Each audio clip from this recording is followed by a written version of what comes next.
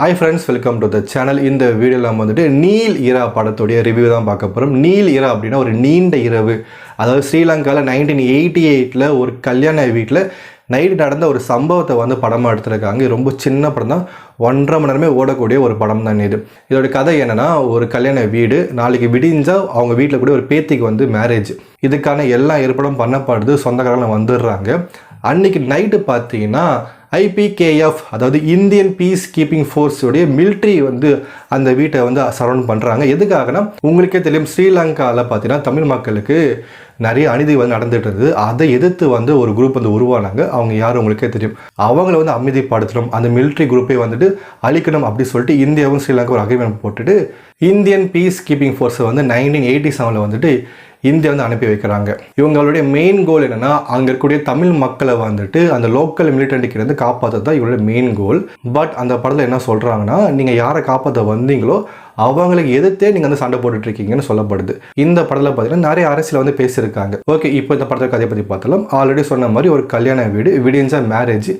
Night டைமில் பார்த்தீங்கன்னா எல்லா வேலையும் முடிஞ்சுட்டு அவங்க தூங்க போகிற அந்த ஒரு நேரத்தில் பார்த்தீங்கன்னா ஒரு 6-7 பேர் சேர்ந்த ஒரு IPKF குரூப் வந்து உள்ள வருது. பட் அவங்க வந்திருக்க லொக்கேஷன் தப்பானது. மொத்தமாக 3 டீமாக பிரிகிறாங்க. அதில் ஒரு டீம் தான் இந்த கல்யாண வீட்டுக்கு வராங்க. மீதி 2 டீம் பார்த்தீங்கன்னா அவங்களோட லொக்கேஷனுக்கு போயிடுறாங்க. அந்த லொக்கேஷனில் பார்த்தீங்கன்னா liberation tiger of Tamil Eelam அவங்க வந்துட்டு அந்த 2 டீமையும் அடித்து ஓட விட்டுடுறாங்க. இந்த ஒரு டீமை மட்டும் இந்த கல்யாண வீட்டில் மாட்டிக்கிட்டு இருக்காங்க.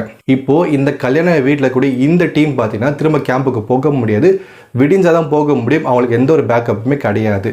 அதனால் என்ன பண்ணுறாங்க, இந்த கல்யாண வீட்டுக்குள்ளே வந்து அவங்க போயிடுறாங்க. அந்த வீட்டில் வந்து ஒரு 10-15 பேர் இருக்காங்க. அதில் ஒரு சில பேர் பார்த்தீங்கன்னா LTTக்கு வந்து சப்போர்ட் பண்ணுற ஆளுங்களும் இருக்காங்க. அவங்களுக்கு வந்து அடிக்கடி சாப்பாடும் கொடுத்துட்ருக்காங்க. இப்போ வந்து இந்த ஆர்மி வந்து உள்ளே வந்தாங்கன்னா நம்மளை கண்டுபிடிச்சிருவாங்க, நம்மளை கொன்னுடுவாங்க, இல்லை நம்மளை வந்துட்டு பாலியல் பலாத்காரம் பண்ணிடுவாங்கன்னு சொல்லி ரொம்ப பயந்துட்டு இருக்காங்க. அந்த மிலிட்ரிக்காரங்க உள்ளே வந்த உடனே அங்கே இருக்க லேடிஸ் எல்லாருமே ஒரு 4-5 சட்டையை வந்து மேலே போட்டுக்கிறாங்க. ஸோ அந்த அளவுக்கு வந்து இந்த ஆர்மியை பற்றி இவங்க பயந்துட்டு இருக்காங்க. இப்போது இந்த கல்யாண வீட்டுக்குள்ளே தான் IPKF டீம் வந்து இருக்காங்க அப்படின்றது ஆப்போசிட் டீமுக்கு வந்து தெரிஞ்சு போயிடுது. அதனால் அந்த வீட்டை வந்து சரௌண்ட் பண்ணிடுறாங்க. இப்போது அந்த டீமுக்கும் இந்த டீமுக்கும் நடுவில் இந்த குடும்பம் மாட்டிக்கிட்டு எவ்வளோ கஷ்டப்படுறாங்க அப்படின்னு தான் இந்த படத்துடைய மொத்த கதையே. இது ரொம்பவே சிம்பிளான கதை தான். படம் ஆரம்பிக்கும், ஒரு பிரச்சனை வரும், அந்த பிரச்சனை முடிஞ்சிடும், அவ்வளோதான் இந்த படமே. மொத்தமாக ரொம்ப சின்ன படம் தான். 1.5 ஹவருக்குள்ளே என்ன சொல்ல முடியுமோ, எதை காட்ட முடியுமோ அதை மட்டும் காமிச்சிருக்காங்க. ரொம்ப சின்ன பட்ஜெட்டில் வெறும் 3 லொக்கேஷனில் படத்தை எடுத்து முடிச்சுட்டாங்க. நல்லாவே தெரியுது. இந்த சம்பவத்தை நேரில் பார்த்த ஒரு சின்ன பையன் தான் வளர்ந்து வந்து இந்த படத்தையே எடுத்திருக்காங்க அப்படின்னு இந்த படத்தில் சொல்லப்பட்டிருக்கு. இதை வந்துட்டு ஒரு படமாக பார்க்கக்கூடாது அப்படின்னு நான் நினைக்கிறேன். ஏன்னா அன்னைக்கு நைட்டு அந்த குடும்பம் வந்து எவ்வளோ கஷ்டப்பட்டாங்க, எவ்வளோ பயத்தை அனுபவிச்சாங்க அப்படின்றத தான் டாக்குமெண்ட் பண்ணியிருக்காங்க. தவிர இதை படமாக எடுத்து படம் சம்பாதிக்கணும் அப்படின்னு எந்த நோக்கிலுமே எடுத்த மாதிரி எனக்கு தெரியல. நம்மளாம் தமிழ்நாட்டு மக்கள் ஸ்ரீலங்காவில் தமிழ் மக்கள் வந்து எவ்வளோ கஷ்டப்பட்டாங்க அப்படின்றது நம்மளுக்கு 1% தெரிய போகிறது கிடையாது. அன்டில் நீங்கள் ஸ்ரீலங்கா தமிழனை இருந்தால் மட்டும்தான் இந்த படத்தை பார்க்கும்போது அந்த வழி வந்து உங்களுக்கு புரிய வரும் அப்படின்னு நான் நினைக்கிறேன். ஸ்ரீலங்காவில் வாழ் தமிழ் மக்களுடைய கஷ்டத்தை வந்து நம்மளுக்கு ஃபுல்லாக புரிஞ்சிக்க முடியாது. பட் அவங்களுடைய ஒரே ஒரு நைட்டை வந்து காமிச்சிருக்காங்க.